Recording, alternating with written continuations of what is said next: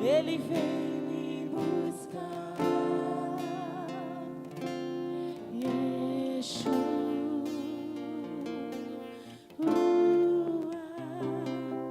o Messias aguardado, Ele vem me buscar. Aleluia. Glória ao nome do Senhor. Bendito é o nome do Senhor. Obrigado, Pai, por essa noite maravilhosa. Obrigado pela Tua presença em nossas vidas. Obrigado porque o Senhor é bom e a Sua bondade dura para sempre. Obrigado porque não merecemos nada da Tua parte. E tudo que temos, que somos e que seremos e que um dia alcançaremos, é proveniente do Teu amor, do Teu cuidado, do Teu zelo, do Teu carinho para com cada um de nós. Nesta noite, receba toda a honra e toda a glória, todo louvor, toda exaltação, toda glorificação. Receba todo império, todo senhorio, Deus. Porque só o Senhor é digno e merece. E a nós, Senhor, nós nos gloriamos na cruz de Cristo. E é por causa da cruz que somos o que somos. E a nossa glória está lá, na morte do Teu Filho Jesus Cristo na cruz. Pai querido, nesta noite, toma cada pessoa neste templo, neste local, toma em Tuas mãos, sonda cada coração. O Senhor conhece o profundo e o escondido. Não só de quem está aqui, mas daqueles que estão nesse momento nos assistindo por esse canal do YouTube. Que o Senhor possa também visitar cada pessoa na sua casa, no seu trabalho. Aonde ela está, Deus, nesse momento, faz uma visitação. Toca essa vida.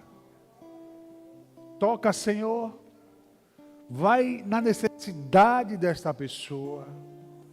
Aonde ela busca uma resposta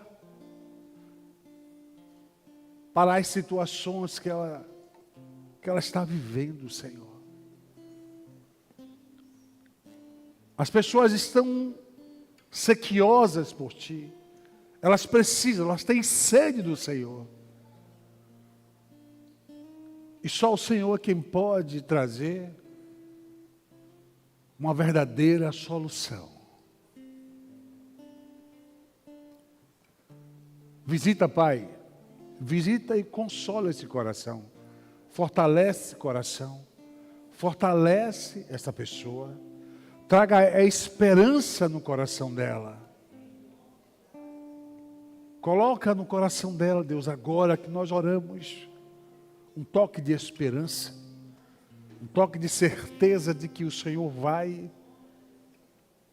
entrar no problema dessa pessoa e o Senhor vai trazer a solução e a resolução. Em nome de Jesus, não só elas, mas aquelas que estão aqui nesse momento, também libera a Tua unção, o Teu poder, a Tua graça sobre cada pessoa. Libera o poder do Teu Espírito Santo sobre cada pessoa. Sim, Deus, porque Tu és aquele que faz o impossível. Então libera a Tua unção, libera a Tua graça sobre cada pessoa, sobre cada vida aqui. Traz, Senhor, uma esperança. Mostra a Tua face, o Teu poder, a Tua graça para essa pessoa. Aviva nela a esperança. Tira todo o desânimo, Senhor, desse coração. Toda a desistência. Você que está dizendo, não tem mais jeito, acabou, eu desisto, eu não tenho mais força. O Senhor nesta noite, Ele traz para você ânimo, Ele traz solução. O Senhor é aquele que passa pela sua vida hoje, diz que Ele tem uma solução para a sua vida. Basta você acreditar nele, dê uma oportunidade a Deus de cuidar da sua vida e você verá a solução de Deus. Aleluia. Aleluia. Abençoa o teu povo, Senhor. Abençoa o teu povo com paz, com saúde, com prosperidade. Abençoa o teu povo, Senhor. Abençoa aqueles que te clamam. Abençoa aqueles que estão orando neste momento, buscando o Senhor, clamando, se humilhando diante de Ti. Ó Deus, responde a cada um deles. Consola, fortalece, levanta, ergue, transforma, muda a situação. Porque só o Senhor pode fazer isso. Aleluia, Jesus. Muito obrigado. Que nós oramos, ó Deus, no nome de Jesus, confiado que o Senhor há de trazer a solução. Oramos com certeza, como diz tua palavra, aquele que leva a preciosa semente, a palavra, na oração aqui, orando, andando e chorando, certamente, com certeza, voltarão com seus molhos. Há uma colheita para a sua oração. A sua oração terá resultados. Porque a sua oração são palavras, é clamor colocados diante do Deus Todo-Poderoso. E esse Deus Todo-Poderoso é aquele que diz: clama a mim e respondeste-ei. Anunciar-te-ei coisas grandes e ocultas que não sabes. Esse Deus poderoso foi que mandou escrever na sua palavra, dizendo: clamou esse aflito ao Senhor, e o Senhor o ouviu e o livrou de todas as suas tribulações. Obrigado, Deus, porque o Senhor nos ouve. E a tua palavra diz: ó tu que ouve as orações dos homens. Nós esperamos em ti, ó Deus, como diz a tua palavra, esperei com paciência no Senhor. E o Senhor se inclinou para mim, e Ele ouviu o meu clamor. Aleluia, muito obrigado, Senhor. Amém e amém. Glória a Deus. Jesus é bom. Dê uma salva de palmas para Jesus. Glória a Deus. Aplausos é honra. Sabia disso? E a Bíblia diz que Deus é digno de toda honra. Abra sua Bíblia aí no livro do Evangelho de João.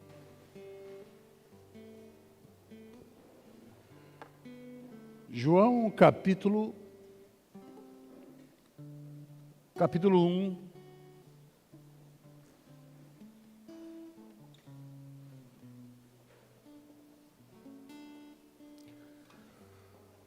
Capítulo 1, versículo 36.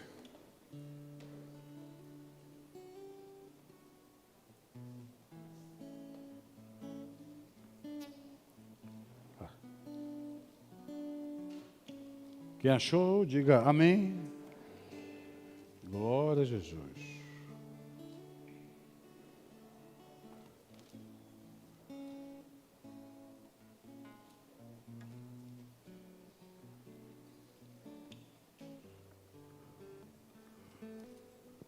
Diz assim: e no dia seguinte, 35 e 36, no dia seguinte, Jesus estava ali, e com ele, 2 dos seus discípulos. E olhando para Jesus, que passava por ali, disse: Eis o Cordeiro de Deus. Isso aí foi João Batista. Ele disse: Eis o Cordeiro de Deus. Isso aconteceu na ocasião que Jesus veio se batizar. E a João foi revelado que aquele que era o Cristo, o Espírito Santo pousaria sobre a cabeça em forma de uma pomba. E João, quando viu isso, ele disse: Eis o Cordeiro de Deus. Algumas traduções dizem assim: Eis o Cordeiro de Deus que tira o pecado do mundo. Eu gosto mais dessa. Talvez na sua esteja escrito assim: Eis o Cordeiro de Deus que tira o pecado do mundo. Amém? Que o Espírito de Deus fale em nossos corações através da sua palavra. Em nome de Jesus Cristo de Nazaré. Pode sentar-se.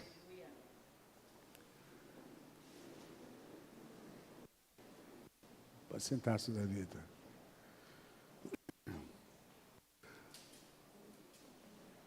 Você imagina,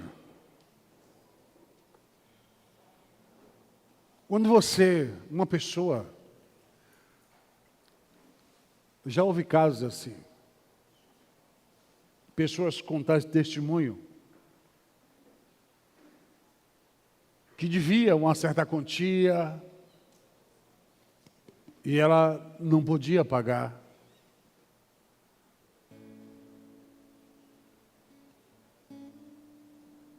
E ela estava com a cabeça quente, como pagar aquela dívida? Ela não tinha como pagar aquela dívida. E de repente, apareceu uma pessoa conhecida na vida dela, um amigo, e disse: rapaz, você deve quanto? Rapaz, eu devo um X, é muito dinheiro, não se preocupe não. Onde foi? Vamos lá. Quanto é que ele deve? Está aqui. Eu pago. E ele pagou aquela dívida. E você pode dizer até amém, né? Que bom se nós achássemos pessoas assim que pagassem as nossas dívidas, um amigo, né? Que tem muito dinheiro, e pagasse a nossa dívida. E nós vamos falar de remissão e de um título para uma pessoa chamada resgatador. Eu quero que você entenda hoje um pouco por que você deve valorizar a sua salvação. Eu quero que você entenda por que Deus, Ele vai cobrar daqueles que não fizeram caso do Evangelho.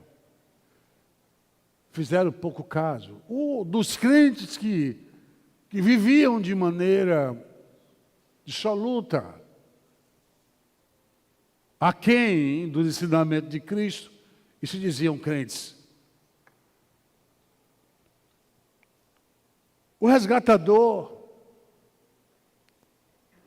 ele é um parente próximo da pessoa.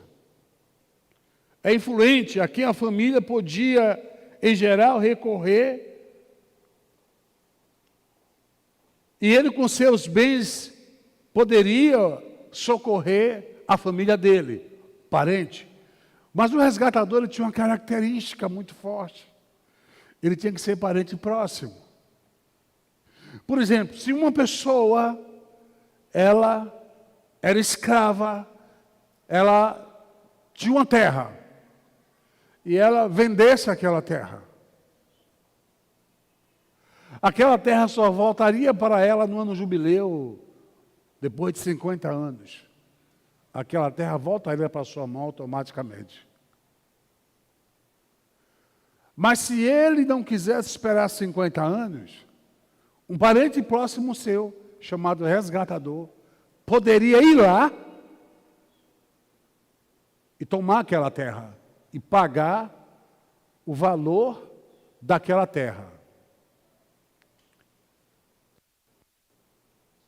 era o resgatador. Mas ele tinha que ser um parente próximo, um tio, um irmão, um primo. Ele não poderia ser uma outra pessoa que não fizesse parte de uma linhagem de parentesco próximo. Tinha que ser próximo. Se alguém devia muito dinheiro, naquela época isso era comum,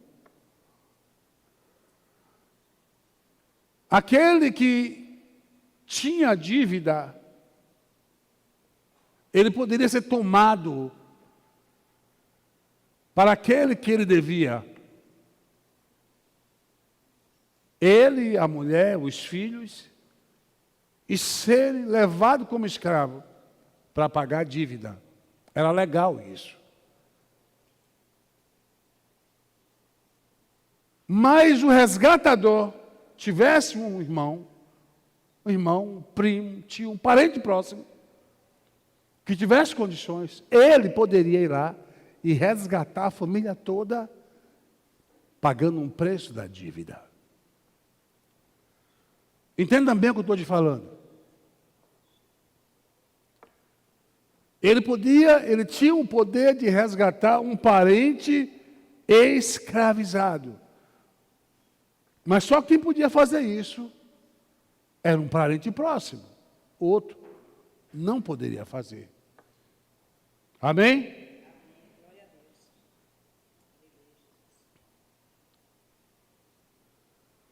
A gente vai ver isso lá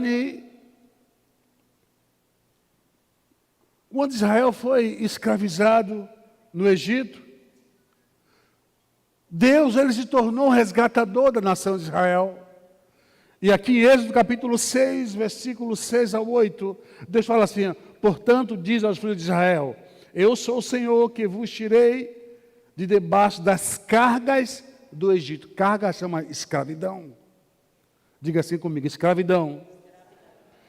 Aí Deus, eu vos livrei da servidão e vos resgatei com braço estendido e com grande manifestação de julgamento. Diga assim, Deus disse, eu vos resgatei. Diga, Deus era um resgatador. Amém? Glória a Deus. Tomar-vos-ei por meu povo e serei vosso povo, e sabereis que eu sou o Senhor vosso Deus, que vos tiro de debaixo das cargas do Egito. Olha, Deus está falando de novo. Eu te tiro debaixo das cargas. Carga é escravidão. Está preso, está escravizado. Eu, o Senhor, vos tiro debaixo das cargas do Egito. E eu vos levarei à terra a qual jurei a dar a Abraão, Isaque e a Jacó.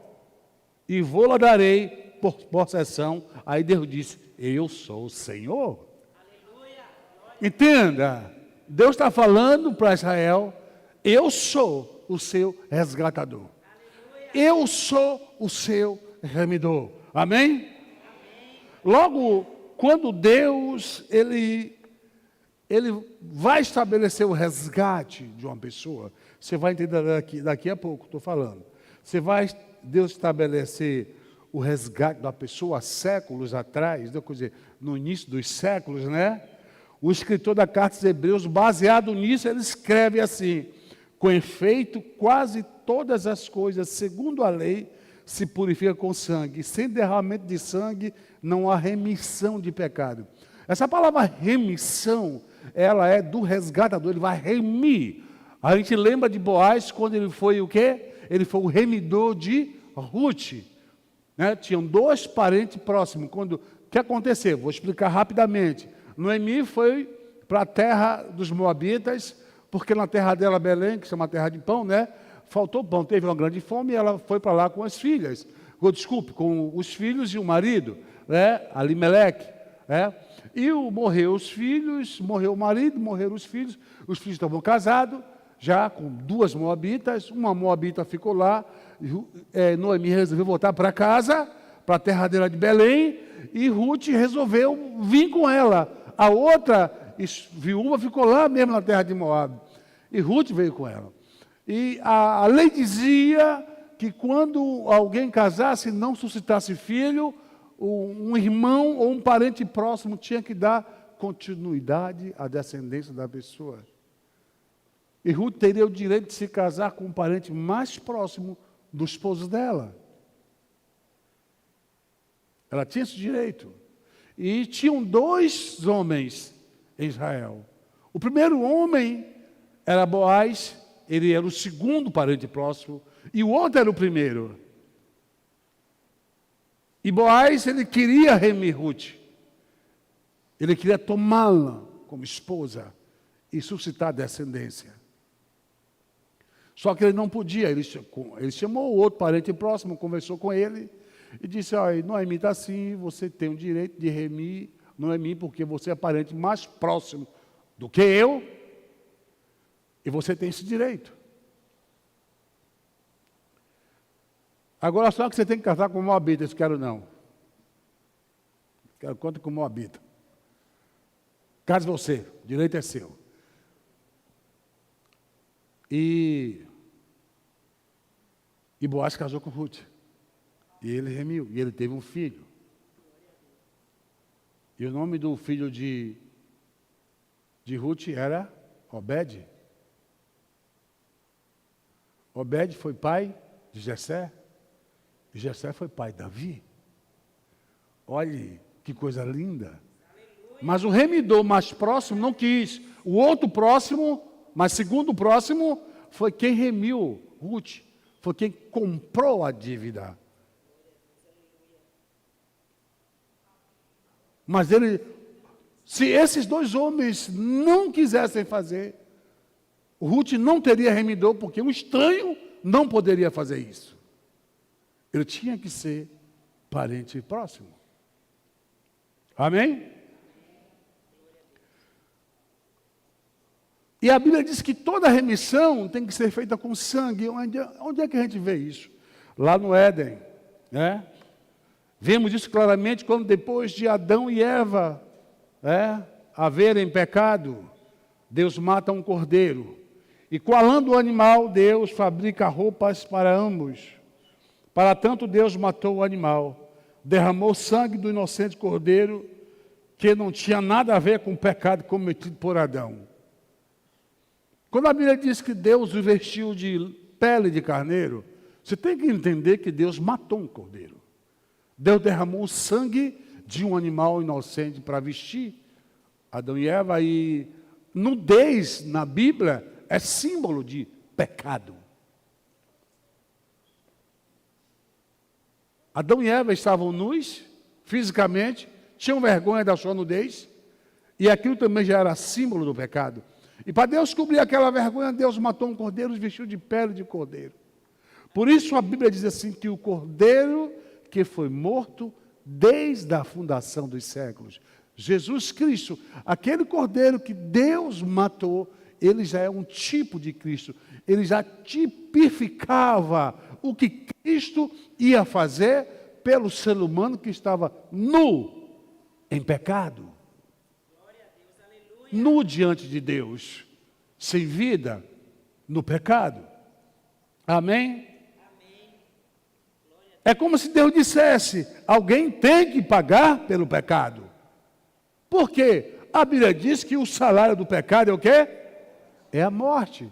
E Deus disse, olha, não coma do fruto da árvore da ciência do bem e do mal, porque no dia que vocês comerem, certamente morrerão. E eles morreram. E a Bíblia fala isso, né? Está lá em Gênesis capítulo 2, versículo 16, 17, Deus fala, e o Senhor, Deus, deu esta ordem, de toda a árvore do jardim comerás livremente, mas da árvore do conhecimento do bem e do mal não comereis, porque no dia em que dela comeres, certamente morrerás. Era taxativo. E Adão e Eva comeram. E eles morreram. E eles morreram. Estava lá a árvore no meio do jardim. Esse cordeiro, no caso aqui, esse animal, ele se viu o quê? Ele se viu como um agente resgatador. Porque foi com a roupa, com a pele desse animal, que Deus vestiu a nudez de Adão e de Eva. É como se Deus ele cobrisse o pecado de Adão, para ele não ver o pecado, para Deus não ver, porque se Deus vê o pecado, Deus fulminava, a glória dele. Lembra de Moisés? Moisés disse, Senhor, eu quero ver a tua face. Deus disse, Moisés, ninguém nunca me viu ficar vivo. Se você me ver, você vai morrer. Porque a vida do homem de pecado não pode contemplar a glória de Deus. É por isso que Jesus disse, eu sou o caminho, a verdade e a vida. Ninguém vem ao Pai se não for por mim. Você só vai a Deus através de Jesus. É Jesus quem dá legalidade de você ir até a presença de Deus. Sem Jesus, não tem nada. A Bíblia diz, quem tem um filho, tem a vida. Quem não tem um filho, não tem a vida. E a ira de Deus sobre ele permanece, né? Esse Cordeiro do Éden. Vejamos um exemplo bem conhecido. A Bíblia, ela fala de alguns tipos de sacrifício, de resgatadores, né? E um deles, que você bem conhece, que passa por aí, você deve ter conhecido, né? A história dos 10 mandamentos, né? Aonde Israel estava escravo lá no Egito, por Faraó, aquela história toda, né? Eu creio que você conhece essa história, né? É bem batida em filmes, filmes seculares, produção de Hollywood, né? Produção brasileira já tem também, né? Os 10 mandamentos, né? Então é bem conhecido, né? Você sabe como foi que aconteceu. Embora Deus castigou o Egito com 9 pragas, porque Deus queria que Faraó libertasse Israel, né? Eu vou contar essa história porque eu quero que você entenda a questão do resgatador. Tudo isso tem a ver com a sua salvação, com você ser crente hoje, tem a ver com a igreja. Entendeu? Porque Deus, o Velho Testamento, tem muitos, hoje, pastores e linhas de pensamento, que você deve desconsiderar o Velho Testamento. Nunca acredite nisso. No Velho Testamento, Paulo diz que as coisas que foram escritas são sombra das coisas que haviam de vir. Tipos de Cristo, símbolos que representam hoje. É o Velho Testamento quem falou da vinda de Cristo.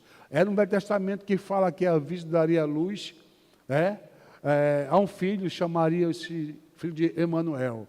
É no Velho Testamento que Isaías é chamado de profeta messiânico, é o profeta que mais fala do nascimento e da obra e da crucificação de Jesus.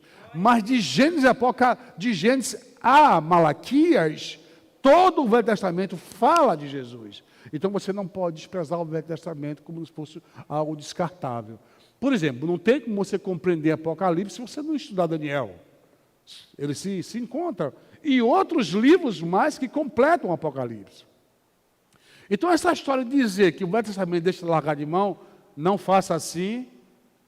Se não prestasse, eu te garanto que Deus não permitiria que fosse escrito.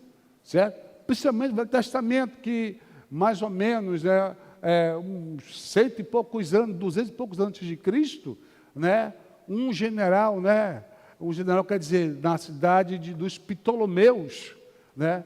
Ptolomeus, Alexandria, ele criou no Egito, ele convocou 70 sábios judeus, que eram mais de 70, mas chamamos de 70 sábios, para escrever o Velho Testamento e colocar a Torá, né?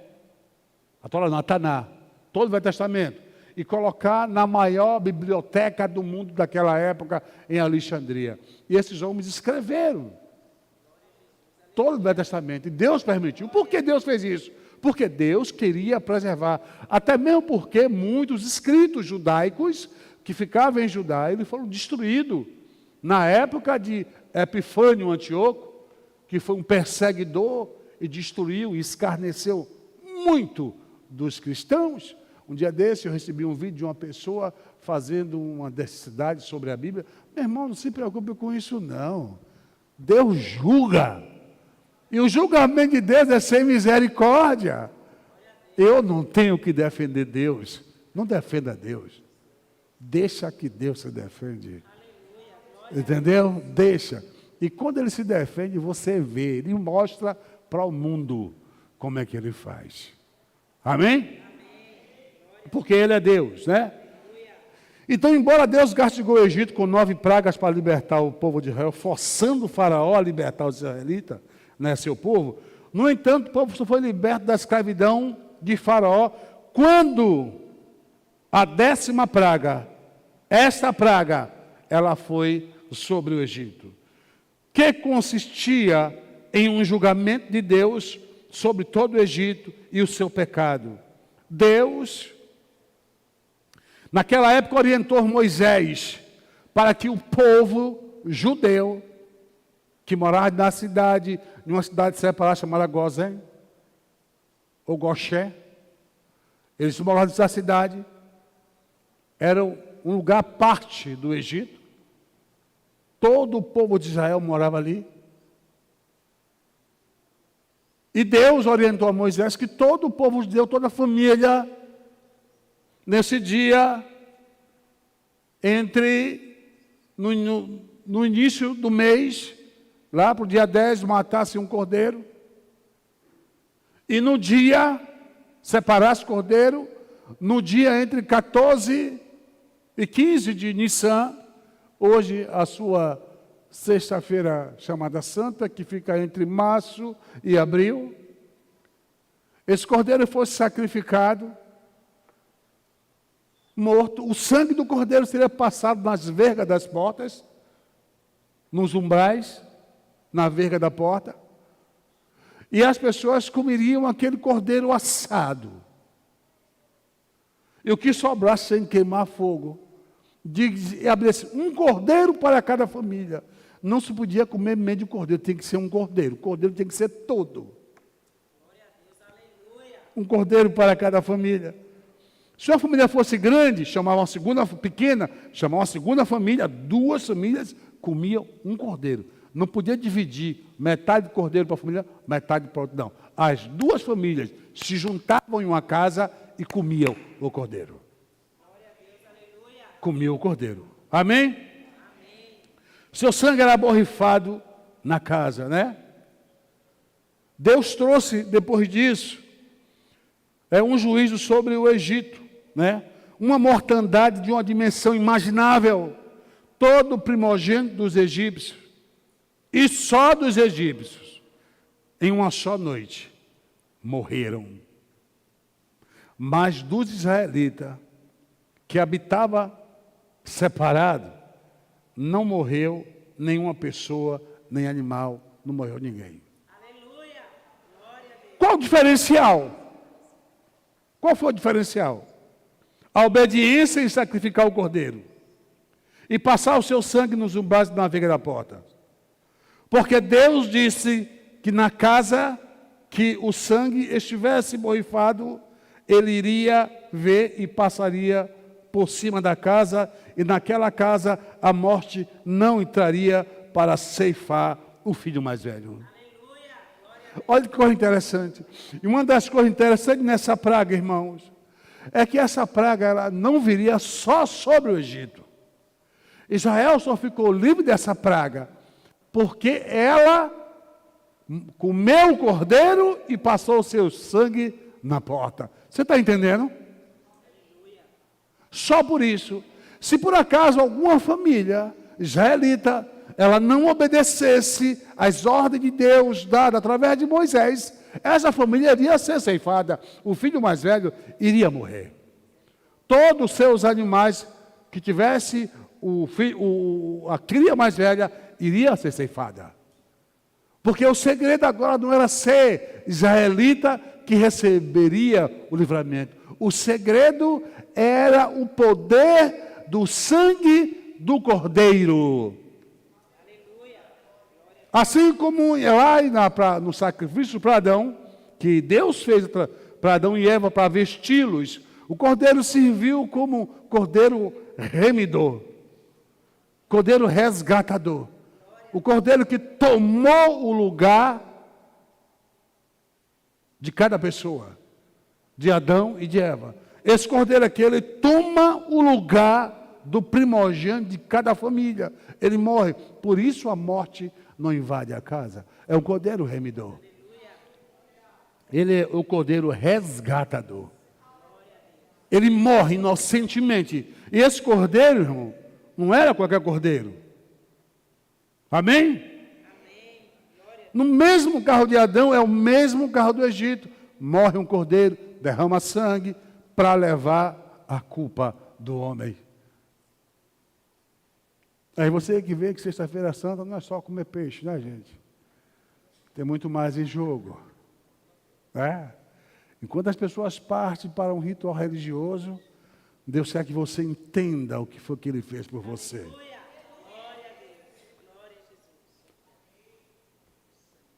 No mesmo caso de Adão e Eva, do que é que Deus exige? Um sacrifício de um inocente cordeiro para tomar o lugar do primogênito. Morre no lugar do primogênito. Aqui, nesse caso do Egito, Faraó aqui é um tipo de Satanás que prende a pessoa, que usa o pecado para prender, para escravizar a pessoa. Nesse caso, Faraó é um Satanás e o poder do pecado escravizador do homem. A Bíblia diz que o aguilhão da morte é o pecado. Satanás te prende com o pecado. A morte te prende com o pecado. O pecado na sua vida, na vida da pessoa, é o problema. Amém? Jesus falou certa feita, quem pratica pecado é servo do pecado. Todo ser sem Cristo, todo homem que não tem Cristo, irmão, ele consequentemente é escravo do diabo. Porque só Jesus liberta do pecado. Agora, acontece que o homem, ele não consegue entender que ele é pecador. Quando Jesus falou isso para alguns judeus, fariseus, saduceus, alguns mestres da palavra, eles diziam, nós não somos pecadores. Jesus diz, todo aquele que pratica pecado é servo do pecado. Mas a questão é que Satanás é tão estratégico, que a jaula do pecado, ela é muito grande. Por exemplo, você pega, muitas vezes, tem pessoas que pegam um passarinho, colocam em uma gaiola, ele fica voando no espaço, aquele é o mundo do passarinho, e muitas vezes o passarinho começa a viver ali. Você bota um passarinho, alguns anos na gaiola, você solta o passarinho, ele volta de novo, porque ele está acostumado com a escravidão, muitas vezes é assim. Jesus liberta, ele sai do mundo, vem para a igreja, depois volta para o pecado, de novo, porque está acostumado com a escravidão e com o pecado. Em outros casos, imagine uma pessoa construindo uma reserva florestal, mas só que toda cercada, e ali há todo tipo de animal. Imagine que essa reserva ela tenha 5 quilômetros quadrados. Não é muito não, é pequeno. Mas para uma pequena reserva. Então tem animal ali que vai se sentir livre. Porque ele vai ter que andar 5 quilômetros, um pássaro vai ficar ali, vai se sentir livre, 5 quilômetros quadrados por 50 de altura, ele vai voar à vontade, então ele vai pensar todo o tempo que está livre. Ele pensa que está livre, mas ali é uma cadeia. É uma prisão. E muita gente está nessa aí. Ela se sente tão livre que ela, não, eu sou livre para fazer o que eu quero. Você não é livre para fazer o que você quer. A pessoa já começa a descobrir que ela é escrava quando ela entra naquela situação de um drogado que está lá no crack, e é crack, ele quer se libertar, ele não consegue, ele admite muitas vezes que ele é escravo do pecado, é alcoólatra que está no meio da rua jogado, que ele bebe sem parar, dia e noite, ele diz que ele é escravo do pecado, ele quer se libertar, ele não consegue. Pessoas que são viciadas em prostituição, e elas são tão viciadas que elas não conseguem se libertar, já conversei com pessoas assim. Então, elas são escravas, então ela nota que são escravas, mas ela admite uma escravidão específica por um tipo de pecado. O que Deus está falando é diferente. A Bíblia diz, todo aquele que pratica pecado, não importa o qual, se você tem hábito de praticar pecado, se é uma mentira, se é uma coisa simples, seja lá o que for, mas você tem hábito, você é escravo do pecado, e você precisa de libertação. Aleluia. Amém? Amém? Eu não estou falando quando você admite que você tem uma certa rejeição a certo tipo de pecado. Eu acredito que tem homens que são fiéis às suas esposas. Não, esse negócio de adultério não é comigo não. Mesmo não sendo crente. Não, o negócio de ter uma vida assim depravada, não quero não. Então, roubar, não mentir, não. Então, isso chama-se rejeição específica por pecados específicos. Mas quando Deus julga pelo pecado do homem. O homem está contaminado pelo pecado. E a Bíblia diz que todos pecaram e por isso estão destituídos da glória de Deus. A Bíblia também fala que o homem dará em resgate da sua alma. É uma pergunta boa, né? Quanto vale sua vida? Quanto você acha que você vale? Talvez nesse momento alguns digam, poxa, eu não vale nada, rapaz. Minha vida está tão assim para baixo que eu não vale nada. Né? É porque você não sabe o valor que você tem. Todo ouro desse mundo, ele não vale sua alma. Todo ouro. Você pode achar que você não vale muita coisa. Aí eu quero que você me explique uma coisa. Então, por que o diabo, ele luta ferozmente para ficar com sua alma? Hein? Você acha que não vale muita coisa. Me explica por que Satanás, ele luta ferozmente para levar a vida de um moribundo, um doente, um drogado, alguém que na sociedade está na escala negativa, não vale nada, mas Satanás luta, ele batalha pelaquela alma para levar para ele. Por que ele faz isso? Sabe por quê? Porque ele sabe que sua alma, ela tem um valor muito grande para Deus. Satanás sabe que Deus ama você. Satanás sabe que Deus quer levar você para o céu. Satanás sabe que Deus quer perdoar os seus pecados. Satanás sabe que Deus quer lhe dar uma vida digna. Deus quer te dar uma vida digna e Satanás quer te dar o inferno, a perdição. Porque para lá ele vai. É aquela coisa, ele não vai, quer levar um monte com ele. Já conseguiu levar um monte de gente. Mas eu estou falando de você que está vivo, que está me ouvindo. Ele sabe que você é muito, mas muito precioso. E o homem, você não pode dar nada pela sua vida, você não tem como. A sua alma tem um valor eterno, e por isso o diabo está de olho nela. Entendeu? A questão é que sua alma, ela tem um valor eterno. Sua alma não é algo passageiro, transitório. Você é imortal. Agora, para onde você vai depois da morte, é isso que é o diferencial. É por isso que Satanás luta pela sua alma. Não é por isso aqui. É para onde vai depois. Isso aqui um dia vai embora mesmo. Tudo que você conquistou, que você tem, até mesmo que o diabo deu. Tudo vai acabar. Tudo. E um dia tu vai morrer. E quando você morrer, se você servir todo esse tempo a ele, tu vai com ele. E é aí que está o problema.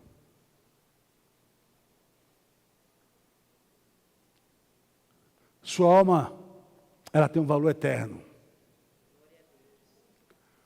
E Deus quer perdoar você através do sangue do Cordeiro.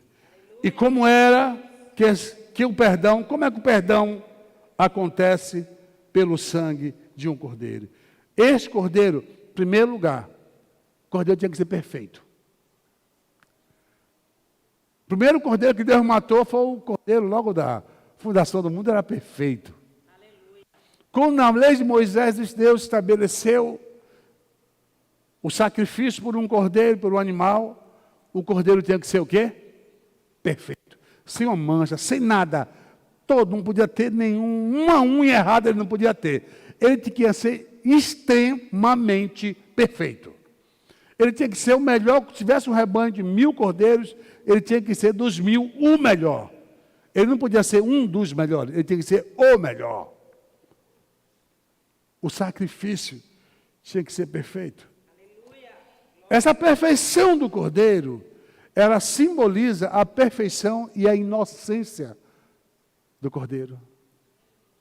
Deu para entender? Simboliza a perfeição e a inocência. Já que o defeito em um cordeiro tivesse, era símbolo que aquele cordeiro estava maculado. Esse cordeiro não tinha condições de ser sacrificado. Esse cordeiro era chamado de cordeiro substituto, porque ele morreria no lugar do pecador. Lembre-se que Jesus falou, o salário do pecado é a morte. E exigia uma punição, um preço a pagar. O cordeiro é chamado cordeiro substituto, resgatador. Ele morria no lugar da nação, o sacrifício pela nação de Israel. Assim como Deus matou e sacrificou um cordeiro para cobrir o pecado de Adão e de Eva. Assim como Deus exigiu que cada família matasse um cordeiro para que o seu primogênito não fosse morto na casa. E esse cordeiro tem que ser perfeito. Ele não podia ter mácula, não podia ter mancha, nada. Então Deus matou o cordeiro para vestir a cordeiro substituto. Como é esse cordeiro? O cordeiro era perfeito, sem defeito, inocente. Amém? Inocente. E só assim o pagamento era válido. Olhe bem, Deus só aceitava o cordeiro perfeito. Tanto é quando você vai lá em Malaquias, que vou falar Deus protestando. Vós me trazer essas ofertas, sacrifício. Me traz o cordeiro manco, o aleijado e o doente. Deus, eu não aceito esse sacrifício. Pode ler o livro de Malaquias, é o livro do protesto de Deus contra a maneira errada que o povo serve a Deus. Que cabe você ler e entender a sua vida.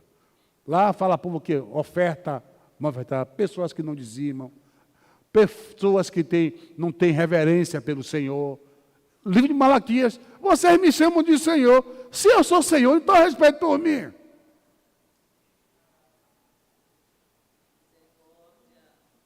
É o livro onde Deus protesta. Como Deus protesta? Você está em casa, está tranquilo, Deus vai para o culto. Não vou não, Deus. Fica assistindo televisão. Se Deus é teu Deus, cadê você? Se Deus é teu Deus, por que não me pegar a orar? Se Deus é seu Deus, por que você não obedece? Se Ele é Deus, se Ele é seu Senhor, então se comporte como servo. Comporte-se como servo. E depois, como servo, obedeça a tudo.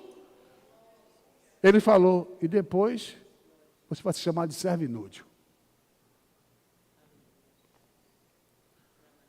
Eu sei que Jesus disse assim, eu não te chamo mais servo, mais amigos, porque amigo não sabe o que o seu Senhor faz. Olhe bem, pelo fato de ser amigo de Jesus, não quer dizer que você é servo, que você não tem a obrigação de obedecer. Certo? Amém? E amigo que é amigo obediente, porque ele é o amigo superior, é amigo lá em cima. Ele é o amigo dos amigos. Amém? Por isso, um homem qualquer não tinha condições de morrer em lugar de outro homem, pois a Bíblia diz, todos pecaram e estão separados, destituídos da glória de Deus. Imagine só, veja bem. Jesus, ele foi prometido por Deus lá desde o Éden. Quando ele disse que a semente da mulher, Deus falou, esmagaria a cabeça da serpente e ela lhe feriria o calcanhar. Então, Jesus era prometido. Então, Deus agora queria um sacrifício, não mais simplesmente de um cordeiro animal, mas um homem tinha que morrer pelo povo. Então, qual homem colocaria para Moisés? Elias? Ou o homem mais santo que tiver para Abraão?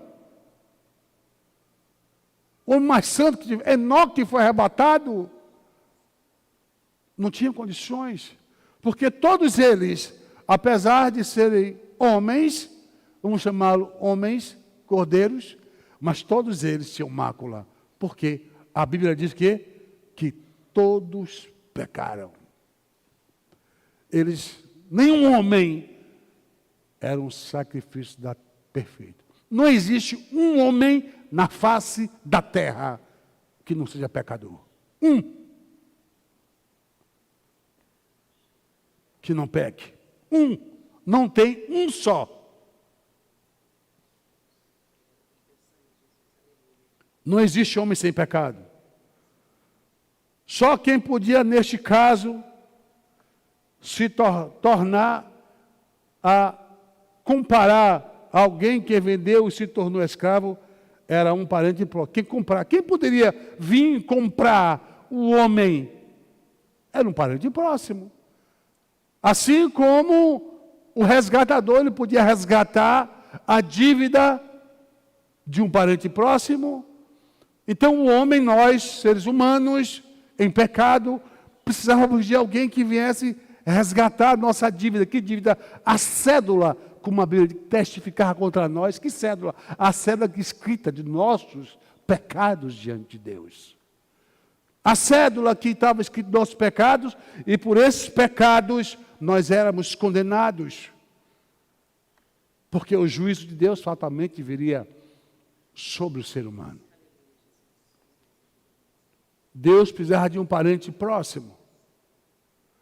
Veja bem que o homem não podia morrer pela nação. Porque o homem é parente próximo do homem, né? Um homem não podia morrer pelo mundo. Eu não podia morrer, por exemplo. Abraão não podia morrer, porque era pecado. Então, eles, apesar de serem homens, o sangue, ter sangue, porque toda a remissão de pecado tem que ser feita com o quê? Com sangue. Deus estabeleceu isso lá no Éden, quando matou um cordeiro. Então, para remir o pecado, perdoar o pecado, tinha que ter sangue. Então, a única pessoa que tem sangue como homem é parente próximo, é homem com homem. Então, bota Abraão, bota Moisés, para morrer pelo homem. Mas só que, apesar deles serem parente próximo e ter sangue, eles eram imperfeitos. Não era o sacrifício perfeito, porque eles eram pecadores. Era como um cordeiro com mancha, era como um cordeiro com defeito, era como um cordeiro doente. Eles não tinham condições de assumir esse lugar, de morrer na cruz por nós. Amém? Amém. Todos homens são pecadores. Se o cordeiro não fosse perfeito, tinha jeito. Logo também o homem não poderia morrer pela humanidade, porque o homem também não é perfeito. Mas quem é perfeito, gente? Quem é perfeito? Deus, diga Deus. Diga Deus é perfeito. Diga de novo, Deus é o quê? Deus é? Mas Deus não é parente próximo do homem. Deus não tem sangue. Que coisa linda, né?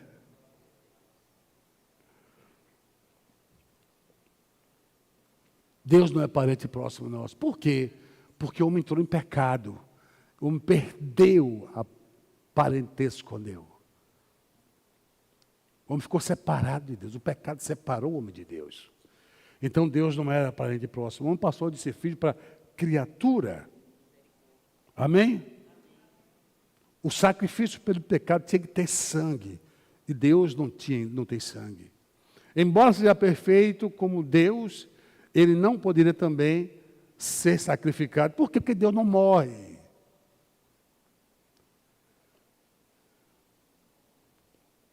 Agora você vai entender um texto da Bíblia. Você vai entender esse texto como você nunca entendeu na vida. Hoje você vai entender. Diz assim: porque tendes em vós o sentimento que houve também em Cristo Jesus. Olha a descida dele. Pois ele, estando em forma de Deus, diga perfeito, não julgou como usurpação ser igual a Deus. Antes, a si mesmo se esvaziou, largou a forma de Deus, assumindo uma forma de servo, tornando-se semelhante aos homens. Se tornou parente próximo meu e seu. Deu para entender? Ele perdeu a forma de Deus, se tornou parente próximo, ele ganhou o direito de resgatar a gente. Ele conquistou esse direito. E reconhecido na figura humana, ele foi testificado como homem, parente próximo do homem.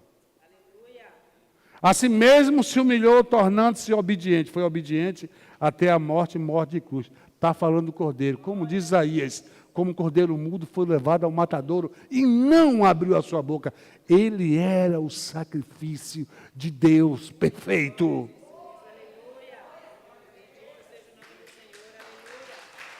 Ele era. Jesus, isso, gente, foi um entrave de Deus. A redenção que Deus proveu para mim e você não foi uma coisa simples, gente. Porque tudo aqui fechava para não, não, não. E só tinha um jeito, como você vê lá em Isaías.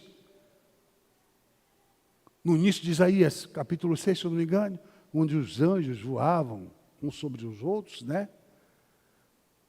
E lá estava o profeta Isaías.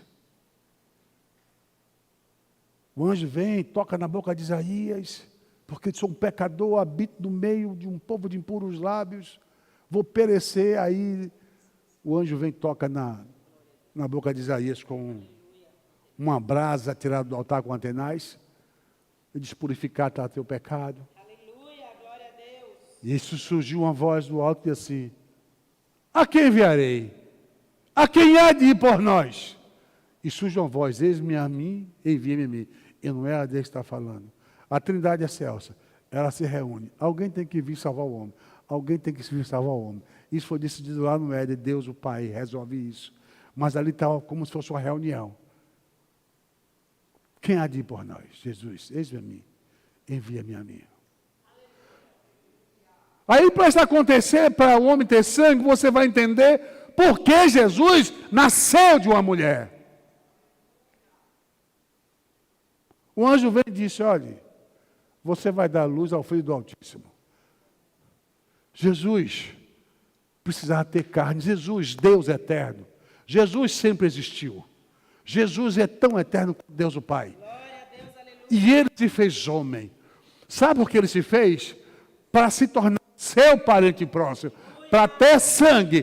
Para ganhar o direito de resgatar você pela sua morte na cruz. Por isso Pedro diz assim: foste comprado por bom preço, nem com ouro, nem com prata, mas pelo precioso sangue de Jesus.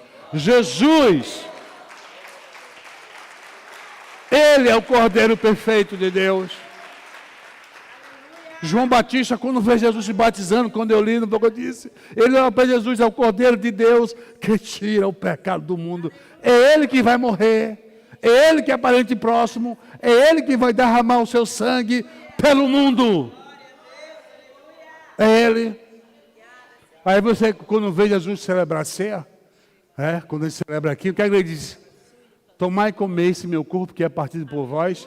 Depois de dar o cálice, tomai e bebei. Esse cálice é o cálice da nova aliança que é derramado por vocês. É o sangue que foi derramado. É o sangue que pagou o preço. Que Jesus, como um cordeiro, assim como Deus sacrificou um cordeiro por Adão e por Eva, assim como Deus sacrificou um cordeiro no Egito para tomar o lugar do primogênito, Jesus, Ele pagou o preço do meu e do seu pecado.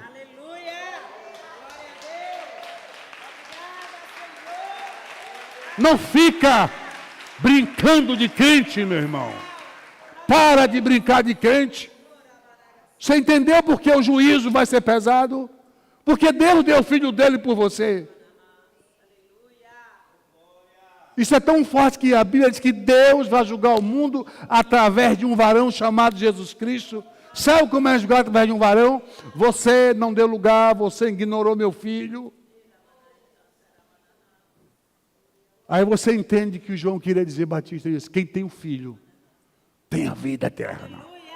Quem tem o filho tem a vida eterna. Quem não tem o filho não tem a vida eterna. E a ira de Deus, o castigo de Deus, o juízo de Deus permanece sobre ele. Aleluia. Jesus, ele é o resgatador perfeito, gente. E para ele resgatar a sua vida e a minha vida, a dele teve que ser tomada. Ele morreu. Ele morreu a minha morte. Você já viu, já cantou uma música, diz assim: e morreu a sua morte para vivermos na sua vida? Ele morreu a nossa morte para nós vivermos sua vida. O salário do pecado é a morte. Deus, ele exige um pagamento. Jesus pagou. O preço, ele morreu pela humanidade. Ele morreu. Não brinca de ser crente, irmão. É muito sério. Então Deus vai julgar o mundo com toda a propriedade, com toda a razão. E Davi diz assim, para que sejas puro quando julgares. O homem, você não tem como se justificar. Não vai existir argumento. Não tem desculpa. Jesus disse, se eu não tivesse vindo, vocês teriam desculpa do vosso pecado. Mas eu vim. Vocês não têm desculpa do vosso pecado. Quer dizer, eu morri por vocês. Eu morri, paguei o preço do seu pecado, que era a morte. Então vocês não têm desculpa de continuar uma vida de pecado. Amém? Glória a Deus. E é por esse motivo que Jesus ele se fez homem, gente. Só por isso. Já imaginou? Isso é pouca coisa. Aí de vez em quando você vê aquela expressão, talvez muita gente já viu a expressão antigamente, né? Tinha muito isso, você via aqui naqueles megafones. Cordeiro de Deus, que tira o pecado do mundo. Se você não entendia, hoje você entende. Hoje Deus discute em sua mente. Amém? Que o Senhor Jesus nos abençoe. Aleluia.